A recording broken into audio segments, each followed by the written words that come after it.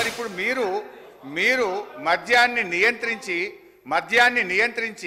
Belt షాపులు ఎత్తేస్తామని మీ ఎన్నికల మేనిఫెస్టోలో చెప్పారు. నిజంగా మద్యాన్ని నియంత్రిస్తే బెల్ట్ షాపులు ఎత్తేస్తే ఆదాయం 42,000 కోట్లు ఎట్లొస్తుంది?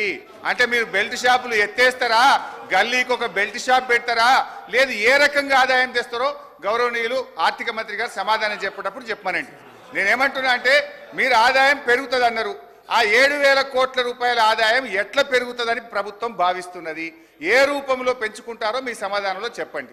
నేను బడ్జెట్లో చూశాను అధ్యక్ష, బడ్జెట్లో ఒక 2 విషయాలు చెప్పారు. బీర్ల మీద ఆదాయం 2,760 కోట్లు పోయిన సంవత్సరం బీర్ల మీద ఆదాయం వస్తే ఈ సంవత్సరం బీర్ల మీద 3,500 కోట్ల ఆదాయం వస్తుంది అన్నారు. అంటే బీర్ ధర పెంచుతారా, ఎట్లా వస్తుందో చెప్పండి.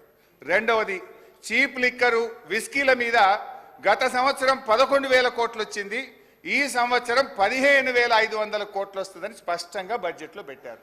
అంటే చీప్ లిక్కరు విస్కీల ధర పెంచి ప్రజల మీద భారం వేస్తారా, ఎట్లా వస్తుందో సమాధానం చెప్పండి. స్ట్రైట్గా అడుగుతున్నాను.